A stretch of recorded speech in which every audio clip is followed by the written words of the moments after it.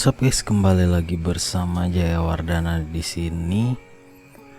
Oke guys, hari ini aku akan menjelaskan tentang apa sih Hackintosh itu, kenapa jadi aku coba menginstal Hackintosh di laptop atau PC. Oke guys, untuk pertanyaan seperti itu kita bisa langsung searching ya guys ke Google. Oke, sederhananya pengertian dari Hackintosh itu adalah macOS x86 adalah sebuah sistem operasi yang merupakan hasil hacking dengan dasar macOS versi Intel. Oke, tujuannya ialah menghadirkan sistem operasi macOS X kepada pengguna PC Intel. Oke guys, jadi sederhananya macOS ini kan punya Apple. Nah, OS-nya adalah punya Apple. Nah, saking banyaknya yang minat dengan OS-nya punyanya Apple ini, makanya para hacking membuat macOS versi Intel, yaitu menghadirkannya di PC-PC biasa atau PC Windows lah, gitu kan. Nah, jadi tujuannya ini tidak lain karena memang banyaknya minat para customer yang pengen menginstal macOS di PC-nya gitu ya. Sama halnya dengan Linux, kemudian Remix OS, kemudian banyak ya, Kali Linux. Itu kan bisa diinstal di PC atau laptop biasa. Nah, karena banyaknya yang minat juga dengan macOS, makanya dihadirkannya Hackintosh ini. Hackintosh ini adalah bahasa kerennya dari instalasi macOS ke PC biasa gitu ya guys. Jadi untuk fakta yang menarik tentang Hackintosh ini, kelebihan dan kekurangannya, aku membaca dari reviewnya si Bukalapak, dan ini cukup singkat, ada 5 ya guys. Apple tapi bukan Apple. Oke, itu benar ya guys. Kita memakai OS-nya milik Apple, tetapi hardware yang kita gunakan ini bukan rekomendasi dari Apple. Ya contohnya kita bisa rakit PC dan kita install macOS ke dalamnya, itu bisa ya guys. Hackintosh adalah sistem operasi yang sama pada komputer Apple, tetapi bukan dari Apple. OS ini beroperasi dengan komponen yang bisa di-upgrade layaknya Windows. Jadi semua bisa menginstal dan menggunakan selama PC atau laptop Windows. Oke guys, jadi seperti yang aku bilang tadi, kita menggunakan hardwarenya yang punyanya Windows, tetapi kita install OS-nya punyanya Apple gitu ya. Oke, yang kedua guys, ini murah. Oke, itu benar ya guys. Karena laptop atau PC rakitan itu banyak yang spesifikasinya tinggi gitu ya, cuman tidak terlalu mahal. Tidak seperti punyanya Apple. Contohnya seperti iMac, kemudian MacBook, itu harganya sangat fantastis guys. Kalau kalian belinya baru, itu kemungkinan harganya 10 juta ke atas. Contoh seperti MacBook secondnya aja 6 juta sampai 7 juta guys. Oke, bagi kalian yang penggemar Hackintosh ini bagi kalian penggemar macOS, kalian bisa coba cara Hackintosh ini ya guys. Oke, dan juga tips untuk Hackintosh yang bagi kalian yang pemula dan mau mencoba, aku sarankan sih kalian beli laptop atau PC yang sudah ada tutorialnya guys. Jadi kalian tidak kesusahan mencari file ini itu segala macem, karena memang sudah ada dibuatkan sama orang-orang yang sudah berhasil gitu ya di dalam Hackintosh. Oke, kita lanjut. Dan yang ketiga bisa upgrade komponen, dan ini juga sangat worth it ya. Bisa upgrade komponen ini sangat worth it.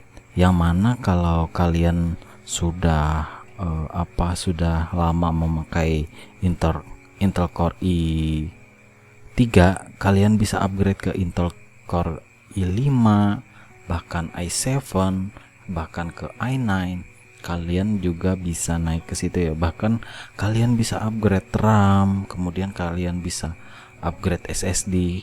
Kalau kalian upgrade SSD, otomatis kalian install ulang Hackintosnya ya.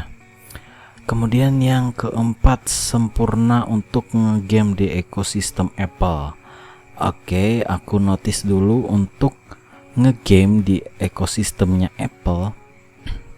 Mungkin kalau aku secara pribadi sih, kalaunya di ekosistem Apple aku lebih beroperasi ke arah software yang dihadirkan oleh Apple sih ya. Karena yang ku tahu, Apple dari device Apple itu pastinya ringan ya guys, pastinya ringan. Kemudian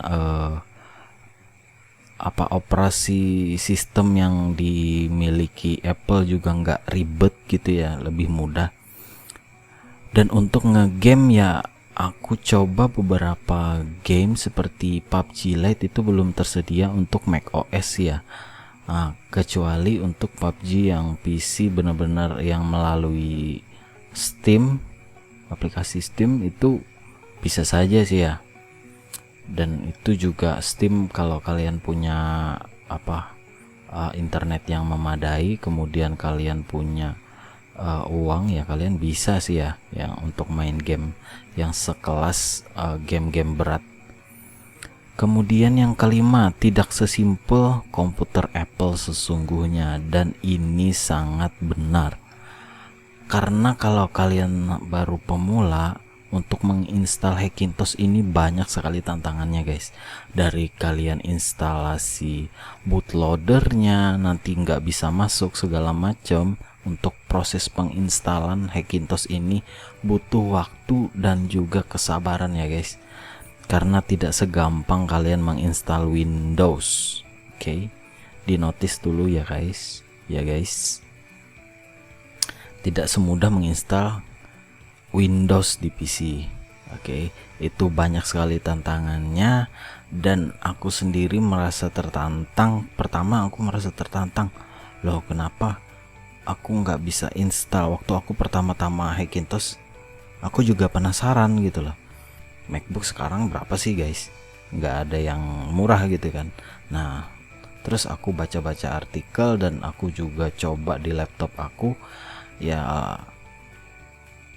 berhasil sih guys, dengan banyak uji coba segala macam. Intinya jangan pernah menyerah dan terus mencoba guys. Itu dah paling mantep, top market top dah itu tipsnya.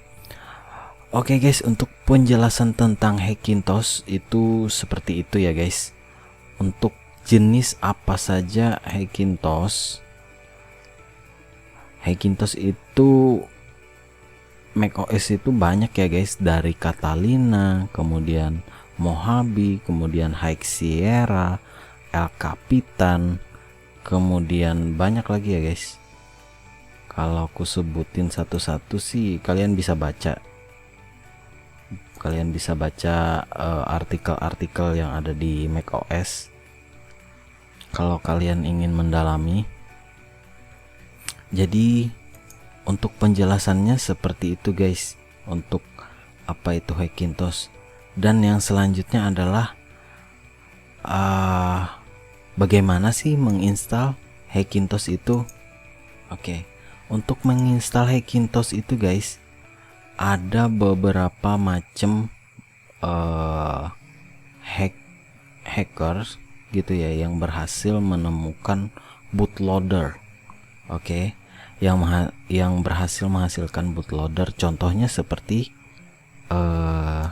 kalau kalian buka di Tony Mac X86, itu dia lebih condong ke arahnya si Clover. Oke guys, jadi yang pertama itu menggunakan Clover bootloader. Clover bootloader ini adalah bootloader yang membooting si OS X supaya bisa kita masuk ke instalasi gitu ya. Jadi Clover ini adalah founder pertama, dan yang kedua itu adalah OpenCore. Sebenarnya banyak lagi yang sih guys yang yang penemu bootloader. Cuman yang aku sebutkan di sini yang ada tutorialnya gitu ya. Yang kedua OpenCore. Nah, dan OpenCore ini juga sangat luas ya guys. Di sini dia punya banyak penjelasan. Kalau kalian mau yang bahasa Indonesia, kalian tinggal terjemahkan ke Indonesia gitu ya. Dan untuk OpenCore dia sudah luas ya guys, juga tersedia untuk AMD dan juga Ryzen. Kalau AMD kan AMD A series gitu ya, dan juga ada seriesnya si Zen. Dan Zen ini biasanya sih seperti Ryzen, Threadripper segala macam ya. Oke, dan yang ketiga dan ini aku akan buatkan tutorialnya besok. Ini adalah Olarilla ya guys, The Real Vanilla Hackintosh. Oke, Olarilla ini sangat baru ya guys, dan aku lihat di forum-forum untuk Olarilla ini suksesnya itu hampir 90% guys. Jadi dia menggunakan Olarilla bootloader, kemudian menggunakan Clover sebagai bootloadernya, tapi di edit oleh si Olarilla. Mungkin seperti itu guys, karena untuk tampilan interface darinya si Olarilla atau filenya dari Olarilla ini menggunakan Clover guys untuk EV partitionnya. Cuman ketika bootloader tampilannya Olarilla, cuman ketika dia masuk ke tahap EV partition dia menggunakan Clover gitu ya. Jadi ada 3 macam ini sudah ada di YouTube, kemudian ada juga di website. Kalian bisa temukan untuk tutorialnya guys, dan juga mereka bisa membantu kalian ya. Kalau kalian punya account kayak di Tony Mac X86, kalau kalian punya akun kalian bisa sharing. Kemudian kalau di OpenCore juga dia menyediakan untuk OpenCore banyak di YouTube, dan dia juga menyediakan Discord untuk kalian berinteraksi langsung. Dan untuk Hackintosh Olarilla dia juga menyediakan forum untuk sharing. Dan juga kalau kalian benar-benar antusias nih ya sama Hackintosh, kalian ya bolehlah donasi untuk hasil perjuangan jerih payah mereka untuk menghadirkan Hackintosh ini gitu ya. Oke guys, untuk penjelasan dari Hackintosh mungkin sekian dulu. Kalau ada yang ditanyakan silahkan kalian komen di bawah. Aku akan berusaha untuk menjawab pertanyaan dari kalian. Oke guys, sampai di sini dulu. Jangan lupa kalian kalau suka klik tombol like dan juga subscribe, dan juga share ke teman-teman kalian supaya